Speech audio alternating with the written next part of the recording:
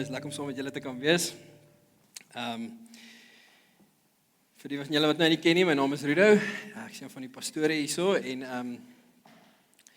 laasweek Saterdag was my het Michelle haar sussie gaan sommer 'n bietjie gaan kuier in die Kaap en dit was 'n kuier van Saterdag tot Dinsdag. En soos wat julle nou kan dink, neem ek 2 rolle op. Dit is werk, dis mawees, dis kosblikke maak, dis so ons gaan. Dit was die eerste keer dat ek dit eintlik so gedoen het, want Sammy is ook nou in die skool en so nou is dit dubbel als. En Sammy kort eintlik nog 'n kosblik vir naslaapie. En so wat nou gebeur het is hierdie wegraping gesprek het momentum gekry hier oor die naweek. En ons kon 'n goeie gesprek gehad het daaroor Maandag. Maar as gevolg van wat gebeur het, is ek redelik taamlik moeg Maandag aand. En toe ek Dinsdagoggend wakker skrik, om die kinders se goeders te doen, toe is my vrou nie langs my nie.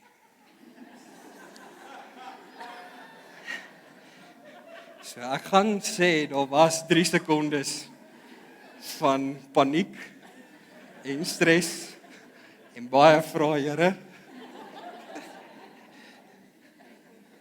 My vrou gebel, wie was jy? In die Kaap, imagine sy het gesê, in die hemel. Ja, so ek so dankbaar, sy is hier, ons is hier, ek is hier. Sorry, maar net nog een laaste een. Was jy ook daai een wat as jy eksamen kom en jy het nie lekker geleer nie, dan weet jy die enigste ding wat jy nou gaan red. Jom is die wegraping, ek weet nie. En dan vra jy, Here, U weet, U ken my lewe, ek's reg.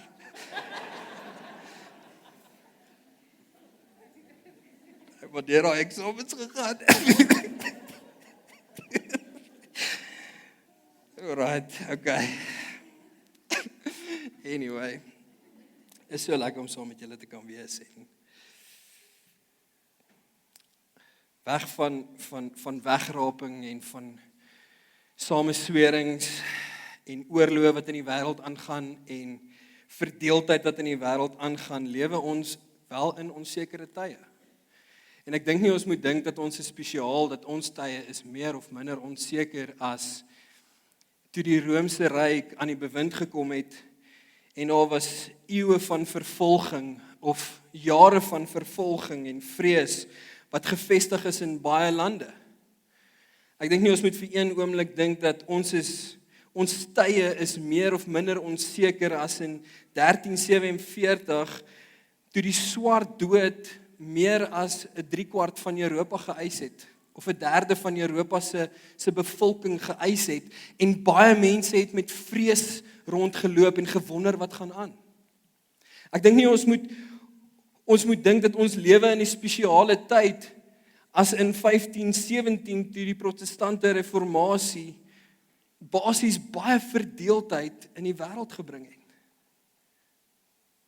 Polities, deur geloofsoortuigings, en dan praat ons nie eers van die wêreldoorlog tussen 1914 en 1945, waar daar so baie onsekerheid en vrees in mense se lewens en harte was, en mense wat seer gemaak is, lande wat teen lande gedraai het.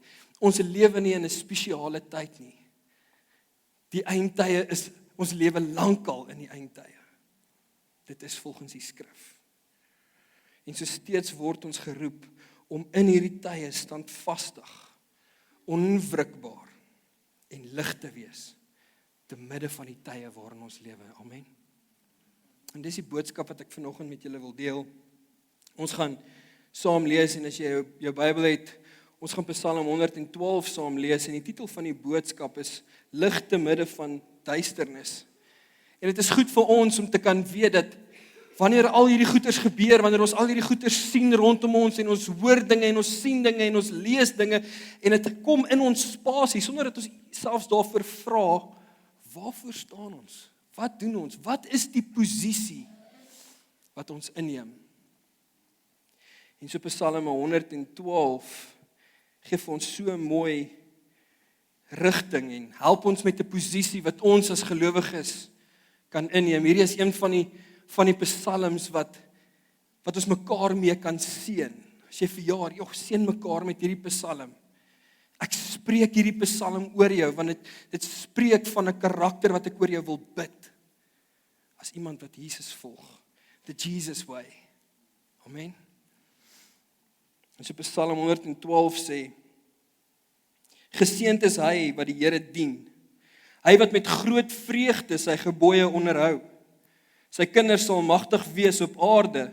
Die nageslag van die opregte sal geseën wees. Oorvloed en rykdom vul sy huis. Sy regverdigheid duur vir altyd. Vir die opregte skyn die lig te midde van die duisternis. Hy is genadig, barmhartig en getrou. Dit gaan goed met die mens wat vrygewig is en uitleen, wat sy sake in billikheid bedryf. Die regverdige sal nie struikel nie en sal altyd onthou word. Vir slegte tyding is hy nie bang nie. Hy is gerus en vertrou op die Here. Hy voel veilig en is sonder vrees en sien die neerlaag van sy vyand. Hy gee ruim vir hulle in nood. Sy goeie dade word altyd onthou. Hy sal aansien hê en eer ontvang. Die bose mens sal dit sien en woedend wees. Hy sal op die tande kners van woede, maar die begeerte van die goddelose sal op niks uitloop nie. Dis die woord van God. Kom ons bid saam. Dankie Here vir hierdie besonderse psalm wat ons vanoggend kan lees. Mag U Here vir elkeen van ons wat onduidelik dalk is of onseker is of oorweldig is, Here, U weet wat binne in elkeen van ons se emosies, binne in ons siel, binne in ons besluitneming op hierdie oomblik aangaan. En ek vra Here dat U vir elkeen van ons vanoggend 'n vars woord sal kom gee deur hierdie psalm. Deur hierdie woord vanoggend. Mag U duidelik vir ons wys, Here, dat U is ons lig. Dat U skyn, Here, U lig daar waar dit donker is. En daarom kan ons ligdraers wees. Dankie Here vir U liefde oor ons lewens. In Jesus naam. Amen. Lig te midde van duisternis. Standvastigheid te midde van onstuimigheid. Reg, duidelikheid te midde van onsekerheid. Psalm 112 is 'n wysheidspsalm.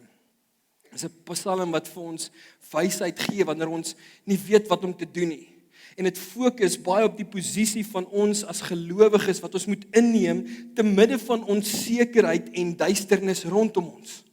Dis waarmee hierdie psalm ons help. En dit help ons ook met ons morele karakter, die tipe karakter wat ons moet hê en die voordele wat dan sulke mense het. En vir hulle self bring en vir die ander bring, vir hulle nageslagte bring. En so dis wysheid in onsekerheid. En so daarom wil ek graag 3 gedeeltes uitlig in hierdie psalm wat fokus op die posisie van ons as gelowiges. Wanneer ons tye beleef, wanneer ons goeie sien soos wat ons in die laaste 2-3 weke beleef dalk. Jy is nie lekker seker jy is oorweldig. Dalk gaan jy self deur situasies van oorweldiging of onduidelikheid. Mag hierdie posisies jou vandag help sodat ek en jy 'n goeie verstaan het van hoe om standvastig te wees, onwrikbaar te wees, lig te wees te midde van die tye waarin ons lewe. So vers 1 sê, geseënd is hy wat die Here dien. Hy wat met groot vreugde sy gebooie onderhou. Sy kinders sal magtig wees op aarde, die nageslag van die opregte sal geseën wees. Oorvloed en rykdom vul sy huis, sy regverdigheid duur vir altyd. Die eerste punt wat ek met julle wil deel is, dien die Here. Dan het nou vir ons gesê, mans, kan ons die Here dien. Dit is baie duidelik dat hierdie skrif sê, geseënd is hy wat die Here dien. Hy wat die Here dien. Hy wat met vreugde sy gebooie onderhou. Hierdie gedeelte beskryf die geseënde lewe van iemand wat God eer in blydskap. Dit is nie ek moet dit nou doen nie. Dis Here, ek wil U eer. Ek wil U dien. Ek wil seker maak dat my kinders dien U. Dat ek wys vir my kinders hoe ek U dien. Dat hulle kan sien 'n voorbeeld van Here, ek dien U. U woord is die hoogste autoriteit in ons gesin en in ons huis. Ek dien U, Here. Dis nie 'n plig nie. Dis 'n liefde vir God. En so 'n persoon se getrouheid bring seëning en nie net oor hulle self nie net oor jouself nie, maar ook oor jou familie en oor toekomstige geslagte. Wat 'n mooi belofte is dit. Dat jou nageslag sal geseënd wees. Dat as jy God dien en dat as jy sy gebooie gehoorsaam in vreugde, dan sal jou nageslag geseënd wees. Dit is nie 'n miskien of dalk nie. Dis jou nageslag sal geseënd wees. Jou nageslag sal sterk en gerespekteerd wees. Hulle huis sal voorspoed ervaar en hul geregtigheid sal vir altyd bly bestaan. Ware seën vloei uit 'n lewe van onsag vir die Here. Daar is 'n onsag wat ons het vir God. En wanneer ons hierdie onsag het, wanneer ons 'n liefde vir sy woord het, wanneer ons sy gebooie hou met vreugde, dan is daar 'n wonderlike belofte dat ons kinders sal dit ook dra. Dat wanneer ons die Here dien, wanneer ons sy gebooie onderhou, dan sal hulle sien wat ons doen en hulle sal dit geseënd wees in dit. Ek wil hê my seuns moet God dien. Ek wil hê dat wanneer ek nie meer hier is nie, moet dit wat ek glo en dit wie ek is, moet voortbestaan. Maar dit gaan nie gebeur as ek dit nie vir hulle wys en vir hulle gee nie. Geseënd sal hulle wees, wanneer dit is wie ons is. Wanneer ons God dien, en wanneer ons hom eer. As ek iets geleer het uit die boek van Prediker, wat ons 'n paar weke terug deurgegaan het vir 4 weke in die maand van Augustus, dan is dit hoe maklik dit is om wêreldse dinge te plaas bo God, né? Hoe maklik is dit om allerlei dinge bo God te plaas. En ons dink, ek het nou begin golf speel en ek wil net alles golf en voordat jy sien, dan sit jy golf bo God. Of wanneer ons nuwe goeders begin doen, of wanneer ons nuwe goeders begin uitfigure, en ek sê nie ons moet die lewe geniet nie, maar dit is so maklik vir ons om allerhande wêreldse dinge bo God te plaas, en is 'n gejaag na niks. Die vraag is, dien ons God? Dien ons God, nie omdat ons moet nie, maar omdat ons lief is vir hom. Die kondisie tot 'n geseënde lewe en 'n geseënde nageslag is om die Here te dien en om sy gebooie te onderhou, Herman, en om ons kinders te help daarmee. Tweede punt wat ek vanoggend met julle wil deel, is om lig in die donker te wees. Vers 4 tot 6 praat van om lig, dat God gee sy lig vir ons en daarom kan ons ligdraers wees. Hoor wat sê vers 4, vir die opregte skyn die lig te midde van duisternis. Dit beteken, daar gaan nie duisternis wees nie. Daar gaan duisternis wees. Maar ons het 'n lig, ons het 'n God wat vir ons lig gee, en ook lig deur ons gee, en hy gaan aan. Hy is genadig, barmhartig en getrou. En dit gaan goed met die mens wat vrygewig is en uitleen, wat sy sake in billikheid bedryf.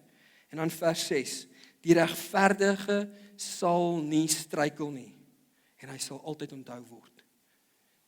Die regverdige, die een wat in right standing, in geregtigheid met God is, sal nie struikel nie, want hy is met jou. Die psalmdigter skets hierdie eerlike beeld van die lewe, reg? En ek dink elkeen van ons beleef dit, dat die wêreld is donker. Dis wat hy sê. En dikwels onregverdig. Party het nie. Party lewe in die donker, party het lig. Is amper 'n onregverdigheid daaraan. En hy skets hierdie beeld, maar tog word die wat die Here vrees deur hom verlig. God gee vir ons lig. Maar hy skyn nie net om ons nie, maar hy skyn ook deur ons. En dit is belangrik vir ons om dit raak te sien, dat dit wat Jesus kom doen het aan die kruis, is nie net iets wat jare terug gebeur het en nou kan ons daarvan vergeet nie. Hy het lig vir elkeen van ons kom gee, sodat die wat nie kan sien in die duisternis nie, ons kan hulle help. Ons kan ligdraers wees van Jesus Christus. Al loop ons deur duisternis van verwarring en van hartseer en van onsekerheid, wat baie keer na ons kant toe kom, lei die lig van God se teenwoordigheid ons vorentoe. Die lig van God se teenwoordigheid. Die vraag is God se teenwoordigheid in jou gees? En wanneer hierdie goed na jou kant toe kom, is daar 'n confidence in jou? Ek weet wat God vir my gesê het, ek weet wat in sy woord staan. Ek weet wat hy besig is om te doen, ek weet wat my posisie is. Ek dra lig in hierdie oomblik. In hierdie donkerte, in hierdie duisternis, weet ons wat is ons posisie. Here, ons dra lig. Die uitdagings wat ons in die gesig staar, is dat die duisternis baie keer sameswerings, conspiracies wat ons baie keer hoor, valse nuus wat so maklik nou deesdae is. Met AI kan mens letterlik 'n president laat maak praat. Ek weet nie of julle dit al gesien het nie. Dit lyk of iemand iets gesê het. En dink jy, maar hierdie ou het dit dan gesê? Nee, hy het dit nie noodwendig gesê nie. Want dit is wat die tegnologie selfs vandag kan doen. Hy kan jou laat lyk asof jy iets gesê het. Vriende, dit is so gevaarlik. Kan julle sien in die tye waarin ons lewe, daar is vals nuus, daar is sameswerings rondom ons. Propaganda. Die wegraping. Daar's datums. En die vermoë hierdie goed het die vermoë om ons te verwar en om ons dan te verdeel. Dit is wat al vir jare gebeur. Dekades gebeur, vir eeue gebeur. Mense word verwar en dan word hulle verdeel. Want ons weet nie wat is ons posisie in Christus nie. Kan ons verstaan wat God ons voorroep in 'n tyd soos vandag? In die tyd waarin ons lewe is om ligdraers te wees. Want God gee vir ons lig in duisternis. Ek wil vir julle hierdie storie vertel. In die nag van 18 Julie, miskien weet julle hierdie storie, miskien het julle dit al gehoor. Dis so 64 jaar nadat Jesus nou oorlede is, het daar 'n groot brand in Rome uitgebreek, the Great Fire in Rome. En die vlamme het vinnig versprei en hierdie vlamme het vir 6 dae en 7 nagte of 7 dae, 6 nagte 70% van die stad verwoes in Rome. So 'n groot gedeelte van die stad is verwoes en die keiser wat aan daardie tyd aan die hoof was keiser Nero en hy het iemand gesoek om te blameer want baie het gedink hy het dit dalk self gedoen. En so het iemand gesoek om te blameer en hy het dit gevind in die Christene. Hy het die Christene begin blameer. En so om die massas te paai en om hulle te, jy weet, dis hulle wat dit gedoen het, het hy die Christene gevat en in die stadions gegooi terwyl daar gladiator gevegte was en hongerleeu's was en dan het hierdie leeu's nou die Christene geëet en dis 'n ware storie, jy kan dit gaan lees. Hy het ook van die Christene op pale gesit om sy tuin aan die brand te hou, hy het hulle aan die mense aan die brand gesteek. Baie erg, né? Verwoesting, verdeeldheid. En Paulus het 2 Timoteus geskryf uit 'n Romeinse tronk net voordat hy dood is, tussen 65 en 67 na Christus. Dit is in hierdie tyd. En hy was een van die gelowiges wat Nero vervolg het. Nero het hom vervolg. En hy is toe nou onthoof deur die Romeinse ryk.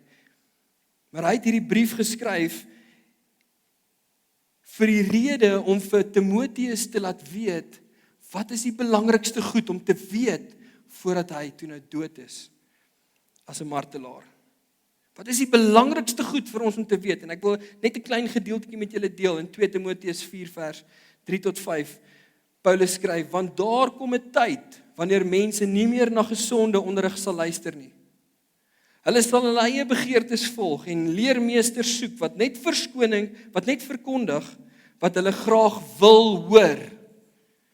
Wat hulle graag wil hoor. Nie wat die waarheid is nie, wat hulle graag wil hoor. Hulle sal die waarheid verwerp en vreemde mites navolg. Timoteus, jy is verseker dat daar duisternis rondom jou gaan wees. Jy is verseker dat daar mense gaan na jou toe kom en hulle gaan allerlei goeters na jou kant toe gooi, mites en sameswerings en hulle gaan jou probeer verdeel. Maar Timoteus, hou vas, want daar is 'n lig binne in jou. Dis wat Paulus vir hom skryf. Hoor wat sê hy in vers 5. Maar jy moet in elke situasie jou teenwoordigheid van gees behou. Die lig binne in jou. Moenie bang wees om vir die Here te ly nie. Vervul jou taak as evangelis.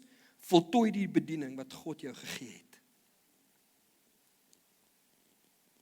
Daar's duisternis rondom ons vriende. Net soos wat daar in Timoteus se tyd duisternis was, is daar vandag duisternis rondom ons. En net soos wat Paulus vir Timoteus bemoedig het om sy lig te skyn in donker tye, net so herinner Psalm 112 ons, dat lig beskerm ons nie net teen die duisternis nie, maar lig verwyder die donker. Want die lig gaan daar wees. Lig bring lig in donker. Dis wat lig doen. Lig gee leiding. Lig het die vermoë om ander te help wat self nie kan sien nie.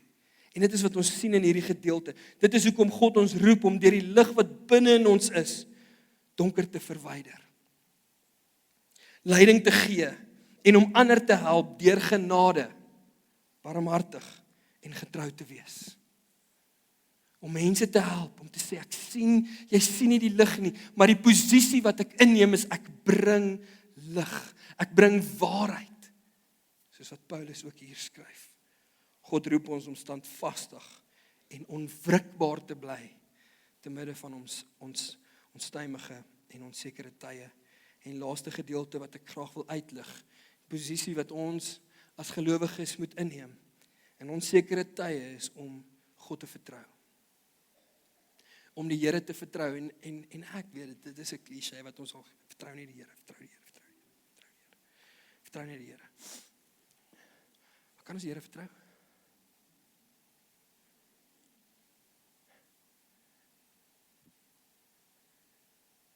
Hoeveel onsekerheid is daar in jou hart? En hoeveel planne het jy al om daai onsekerheid oor te kom? Kan ons die Here vertrou? Kan ons net die Here vertrou? Dit is baie duidelik in hierdie skrif. Hoor gou wat sê hy, vers 7. Vir slegte tyding is hy nie bang nie. Enige iemand al slegte tyding gekry? Enige iemand al slegte nuus gekry? Hoor hierso.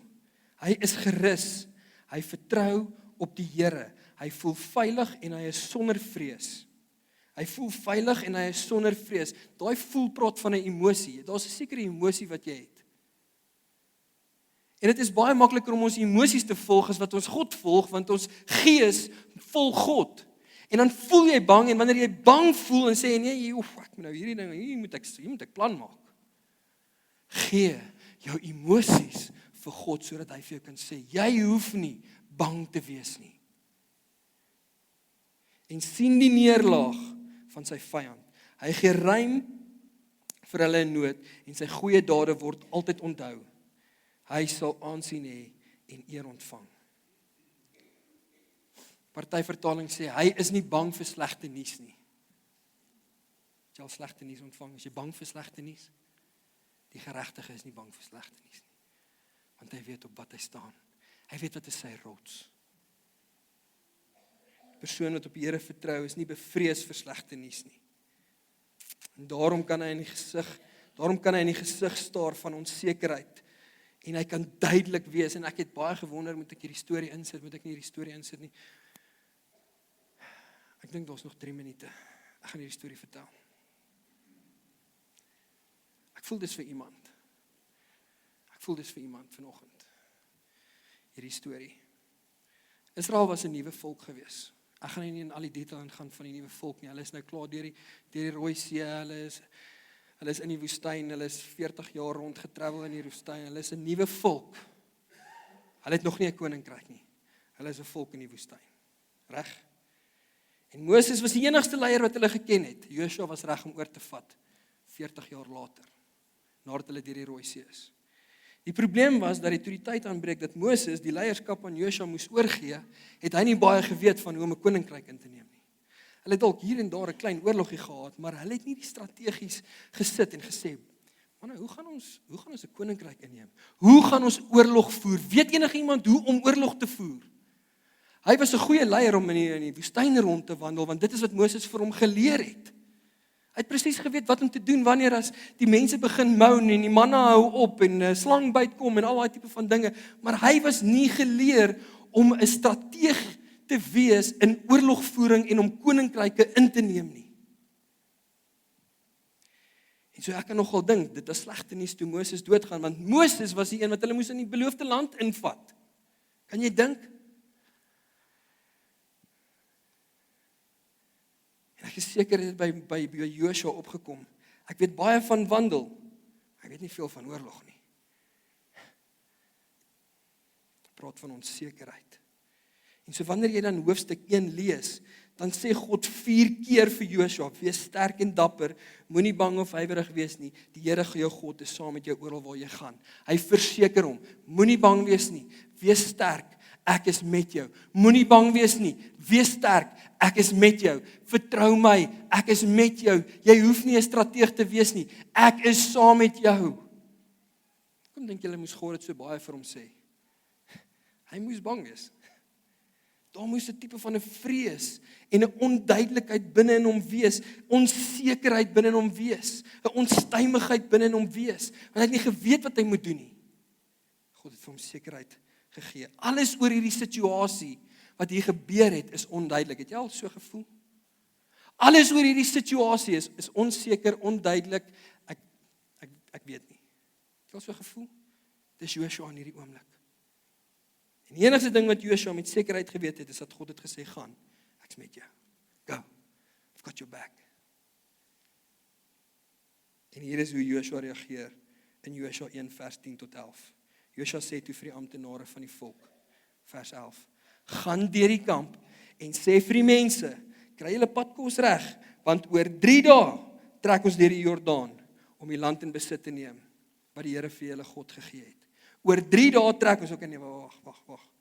Joshua, net gou vinnig, ons het nie meer vir Moses nie, kan ons net gou eers bietjie, ek weet nie, oor 3 dae, okay, wag, het gou Joshua, die Jordaanrivier is besig om te oorvloei, dit is oestyd, hoe gaan ons oor die Jordaan kom? Ek weet nie, maar oor 3 dae trek ons, maak reg. Hoe gaan ons oorlog voer? Hoe gaan ons daai land in besit neem? Ek weet nie, oor 3 dae trek ons, maak reg. Kan julle sien, dat Joshua kon nie duideliker wees in 'n situasie van onsekerheid nie. Hy was duidelik te midde van die onsekerheid. En dit is wat ek vertrou dat God vandag vir jou sal gee, is dat te midde van die onsekerheid wat jy het dalk in jou omstandighede, dat hy vir jou duidelikheid sal gee. Oor 3 dae trek ons. Pak jou goed, oor 3 dae trek ons. Ons gaan nie altyd lekker seker wees nie. Oor alles in hierdie lewe nie, en dis okay. Jy gaan nie altyd seker wees of jy die regte besluit geneem het, of die verkeerde besluit geneem het nie, en dis ook okay. Maar hoekom kon Joshua duidelik, vol geloof, vol vertroue wees, al was daar baie onsekerheid in die omstandighede? Want God het hom verseker, vertrou my, ek is met jou. En dis wat vers 7 sê, al is daar slegte nuus, al ervaar jy dood, al ervaar jy verwarring, al is daar nie goeie goed wat besig is om te gebeur nie, vertrou my, ek is met jou. Dit is die posisie, vriende, wat ons inneem as gelowiges, wanneer die tye onseker is, mag God vir jou duidelikheid gee, al is jy onseker. En so wat is die toepassing vir ons op hierdie boodskap? Ek wil vir Roan vra, julle kan opkom. Dis my gebed is dat elkeen van ons die Here sal dien met vreugde. Mag dit wat Dani genoem het in die begin in jou hart vaslaan. En ons as mans, ons gesinne lei deur God te dien. En as jy nie weet hoe dit lyk nie, kom praat met een van ons as leiers. God roep ons om hom te volg, om sy woord na te kom, om sy woord die hoogste autoriteit in ons huise en in ons gesinne te hou, en om sy woord te volg. Nie mense te volg, of lande te volg, of ekonomieë te volg nie. God se ekonomie is baie anders as ons ekonomie. Want dis 'n omgekeerde koninkryk. Dis 'n koninkryk wat sê dis beter om te gee as om te ontvang. Mag ons mense wees wat lig is in 'n donker wêreld en vir ander mense lig gee wat nie lig het nie, wat nie weet waar die lig is nie. En mag ons die Here vertrou te midde van onsekerhede.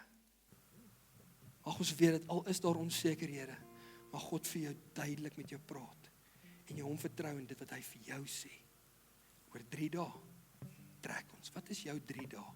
Wat is die woord wat God in jou hart kom vaslaan en sê, kom, maak reg, want oor 3 dae trek ons. Kom ons staan saam.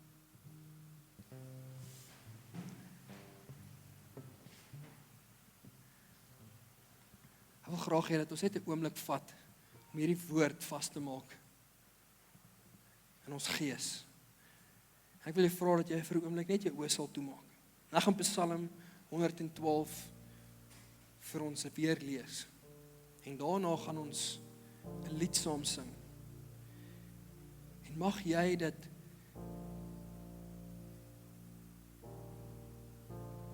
daar onsekerhede wat daar dalk in jou situasie is, in jou lewe is, of onduidelikhede, of onstuimighede, en ek jou vra om dit in hierdie oomblik voor God te kom plaas. Kan jy uitroep na die lig binne in jou, die gees binne in jou? Die Heilige Gees, wat vir jou gegee is, daai dag toe jy jou hart vir hom gegee het. En daarom kan jy hierdie posisie inneem, om God te eer, om sy gebooie te onderhou, om lig te wees, om hom te kan vertrou. Ek lees vir ons Psalm 112. Mag jy bemoedig wees vanoggend in jou gees. Mag jy opgebou word in jou gees.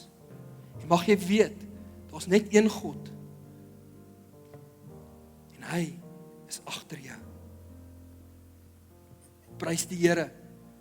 Geseënd is hy wat die Here dien, wat met groot vreugde sy gebooie onderhou. Sy kinders sal magtig wees op aarde. Die nageslag van die opregtes sal geseën wees. Oorvloed en rykdom vul sy huis. Sy regverdigheid duur vir altyd. Vir die opregtes skyn die lig te midde van die duisternis. Hy is genadig, barmhartig en getrou. Dit gaan goed met die mens wat vrygewig is en uitleen, wat sy sake in billikheid bedryf. Die regverdige sal nie struikel nie en sal altyd onthou word. Vir slegte tyding is hy nie bang nie. Hy is gerus.